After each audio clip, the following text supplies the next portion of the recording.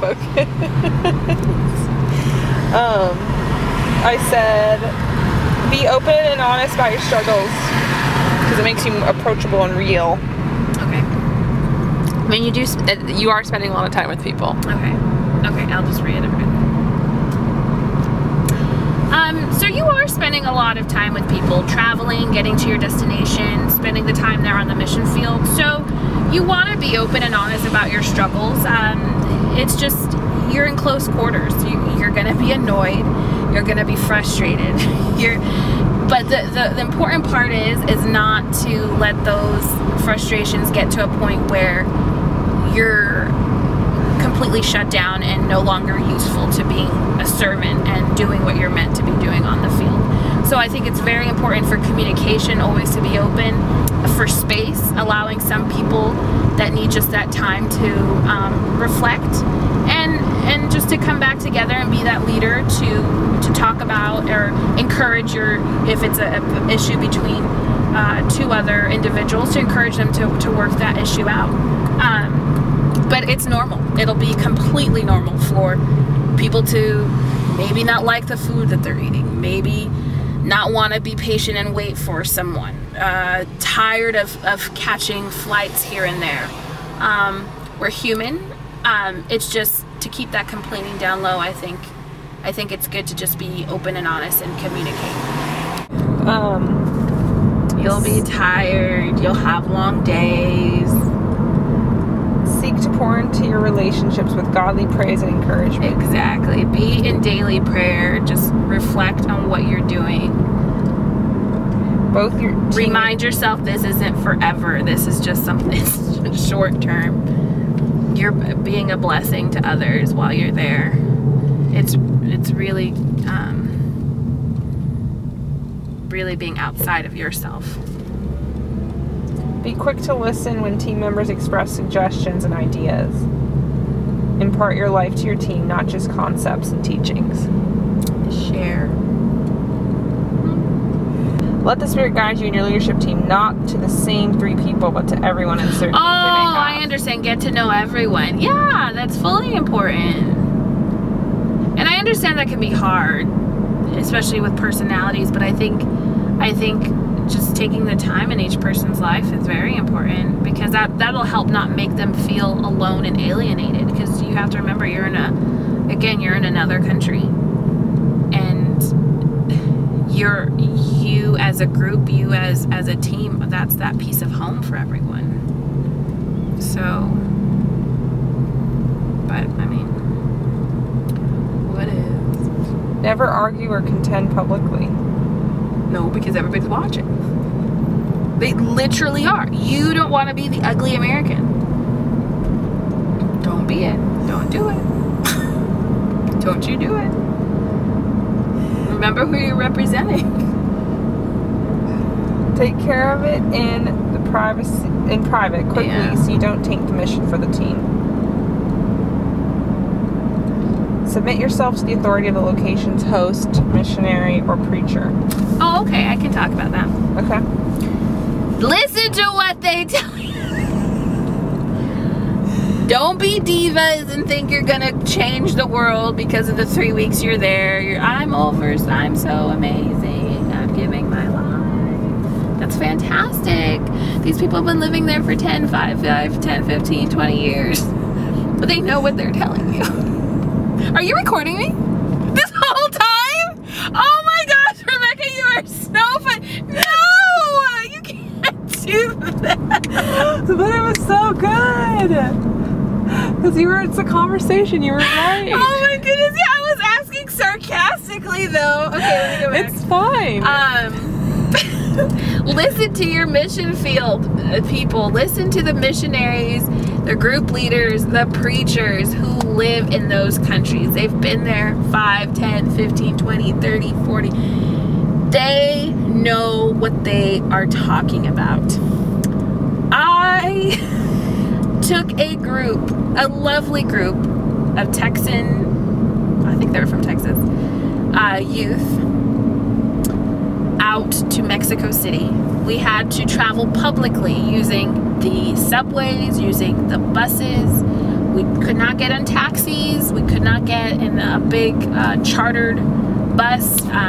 There was no budget for that, and it would have been a hassle trying to find parking. We advised them countless times to not take all their money with them. Because some thought that, oh, while we're out, we might see a stop and we might want to shop.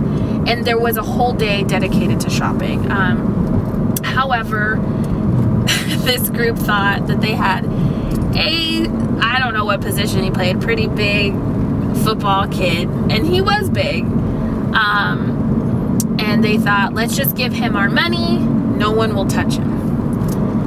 Funny thing is that because you're traveling the way that you're traveling in groups, even if it's a small group, 5-6 of you, to a group of maybe 15-20 of you, you'll stand out.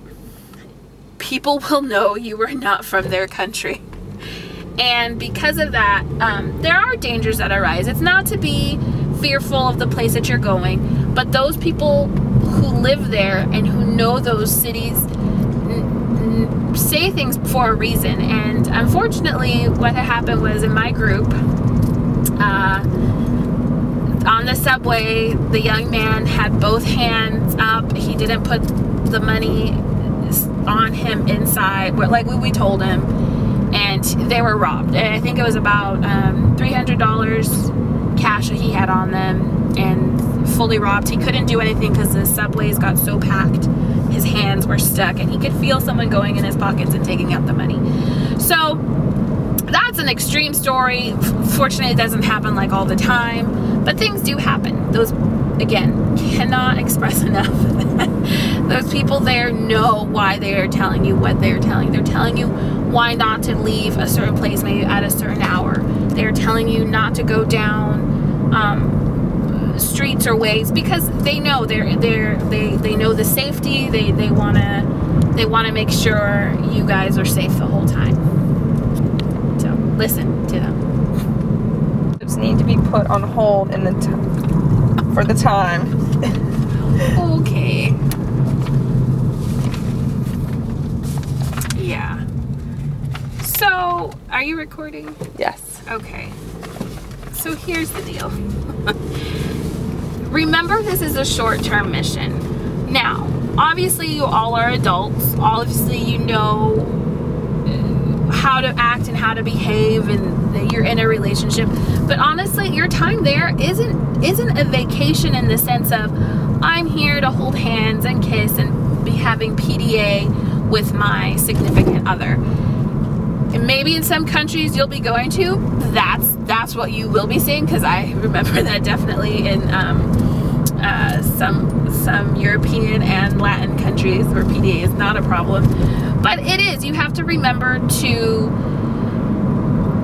that you're there to serve others, that you're there to do the work, that you're there to be Christ to those people. And so your relationship isn't going to be the time to be having that serious conversation with your boyfriend or your girlfriend. I mean, it's fantastic if you do have someone you're interested in or someone you are dating on the trip. I think that is a great experience you'll get to share with each other and have those memories.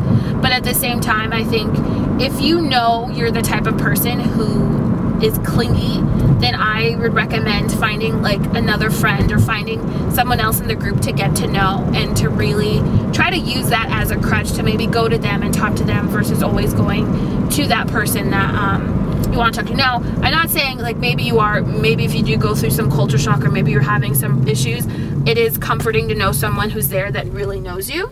But try not to like use that and ignore or alienate the rest of your group because you're just so focused on that person, because you'll miss out. You'll just miss out on a lot of fun stories and bonding. And can you speak to the cultural respect of it too? We need to be respectful of the cultures we're serving in, and it could possibly create cultural conflict. You know, depending on where you go, it might be inappropriate to be public with your significant other. Not everywhere it is. I remember in Africa when we went to a feeding site, the preacher we went with, he was going to speak to the group afterwards. And we girls, first of all, our dress code, for one, we had to wear our long garments, like long skirts. But men and women sat in different spaces. Like, men sat on one side, women sat on the other. And it wasn't some sexist kind of thing. It was just culturally, that's how they did things. No one was better than the other. Just one sat on one side, one sat on the other side. And children could sit all together regardless. And so some of us felt a little more comfortable with the kids. I remember I did myself, and I just sat where the kids were all sitting, and that was fine. But you just have to be aware that in some cultures, you really want to respect how they do things. You don't want to be ethnocentric. You don't want to say, well, they need to get over it. That's how I live. That's how I want to be with that person that I'm with. And dismiss maybe something that can be highly offensive. And I think, you know, Paul speaks of that in the Gospels, and or not, Paul doesn't speak in the Gospels. Oh, edit that out. That's not good. Well, Paul speaks that in the New Testament, just about, you know, not letting that brother or that sister stumble because of a certain way. And I think that's just the attitude that you have to take when you're there. That's embarrassing because I just flipped out. What? Last thing is discipline issues. Oh. Deal with each problem as soon as you hear of it. Pray and then act. This is your road, by the way. Okay. Delay will allow room for speculation about your leadership. Okay. Clarify for the individuals involved how their actions have negatively affected the other team members and the team as a whole. Okay, I just think I missed a prompt of that. Oh, there's some police over there. They're not gonna have issue with this, right? Are you rolling? Mm-hmm. Disciplinary action should be dealt with immediately. Definitely, you want to be spiritually minded. You want to be prayerful about what needs to happen. But if anything severe enough is occurring in your group, hopefully that wouldn't be the case. It's better to act on it sooner than later, because the longer it takes for you to address an issue with someone in your group, the appearance of it might unfortunately weaken what everyone else in the group is going to think, and they might think that they can get away with more things. They might be seeing you as a pushover, and so it really is a fine balance of you being involved and being approachable to talk with to your group and to your team, but at the same time, not fearing people will dislike you, because you do need to rein them in, and you do need to remind whoever got out of line that was not appropriate, and these are the steps that we need to take now. Again, hopefully it will never come to that, but don't wait. It'll be a lot worse than if you were to deal with it right then and there. Okay. My name is Anton Cruz. I'm from India.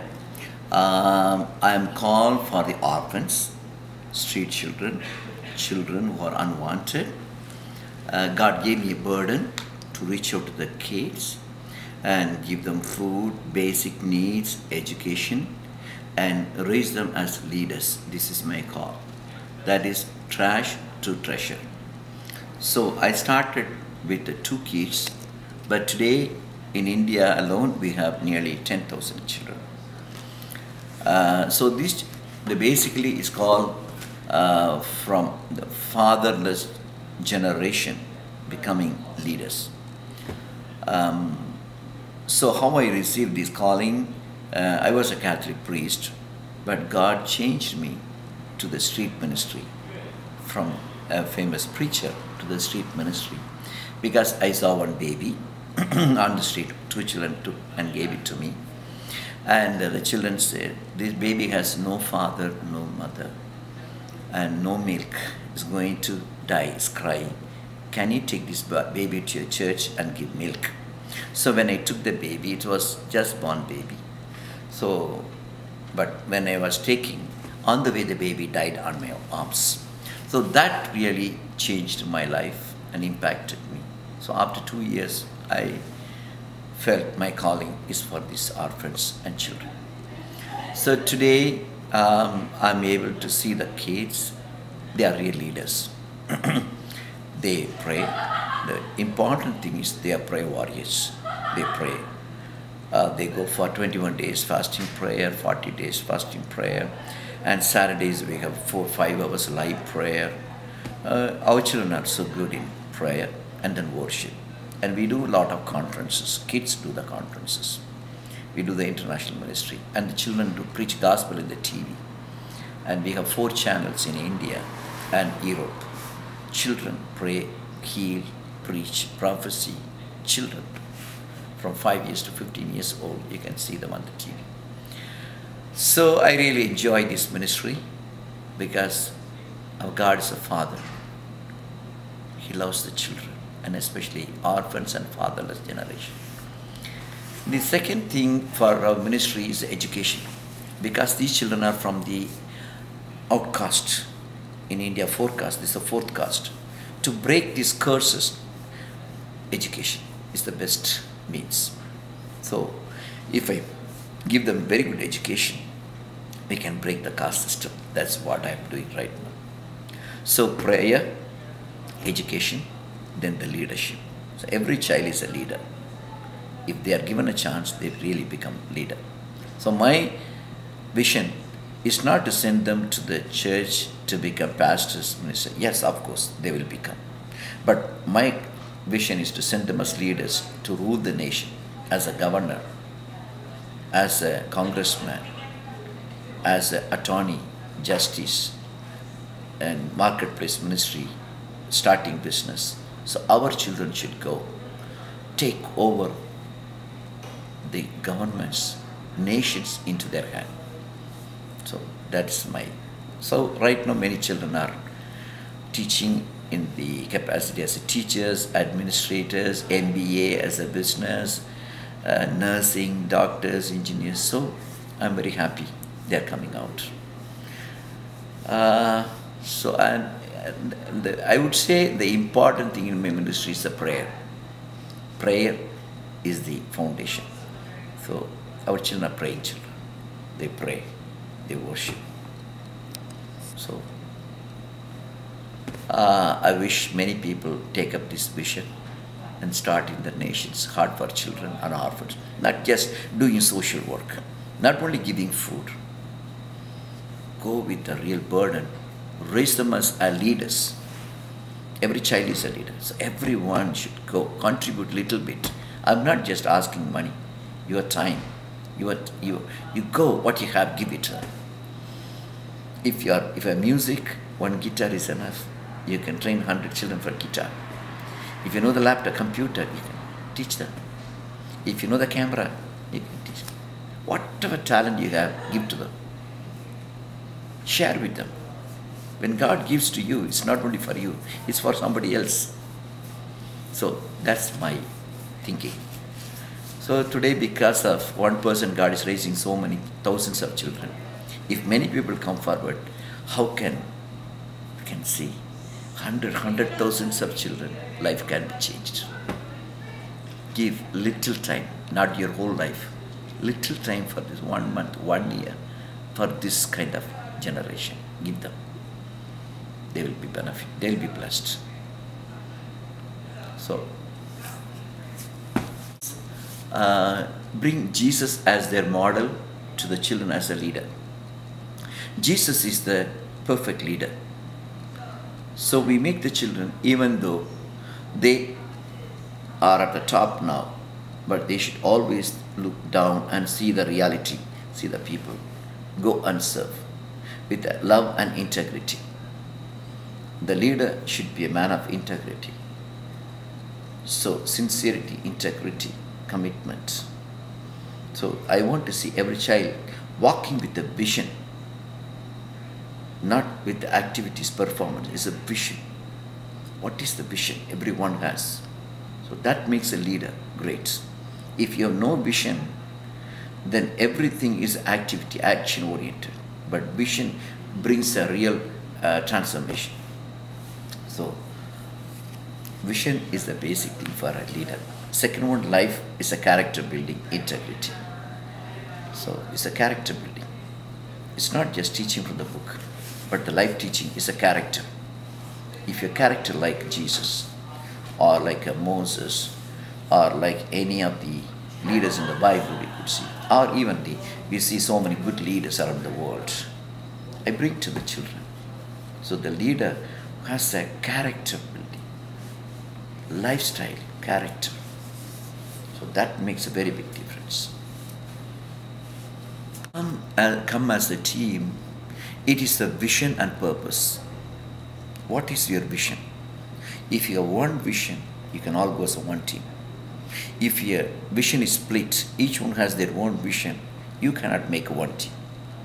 So the team should have one vision, one purpose, one goal. That makes. So for that, you have to give up some areas.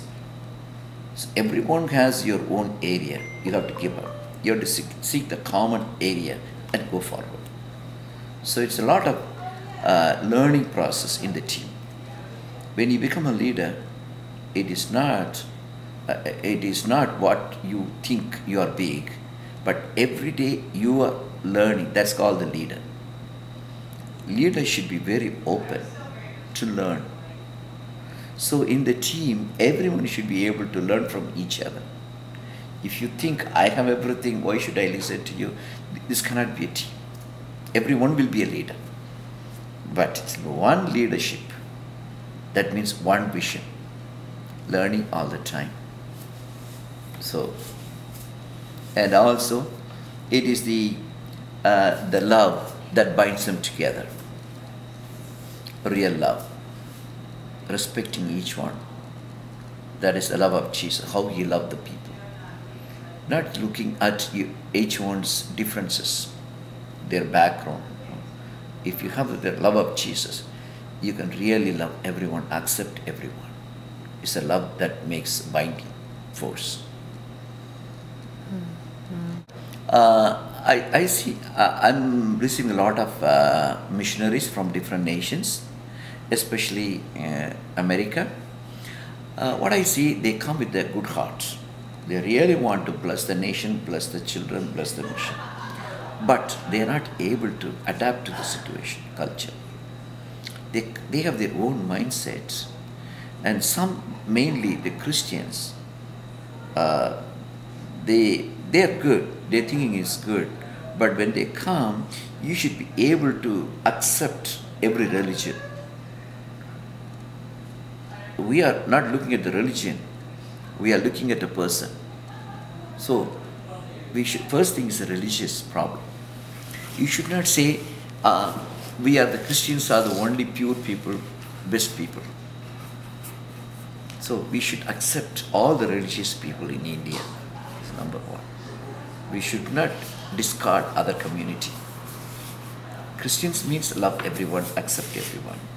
So we should never think, many times people say, they are devil, Satan. No. We should never use that word.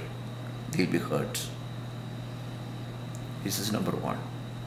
Number two, different language, different culture there. So we should know, respect their culture, respect their language. We should respect them. Whatever culture they have, we have to respect them. This is the second one. And even the languages, food habits, is very hard. Of course, you should be very careful in water, food, and the bacteria, everything. But sometimes you have to respect the culture. For example, when you go to a house, they give you coffee or tea. You should take it.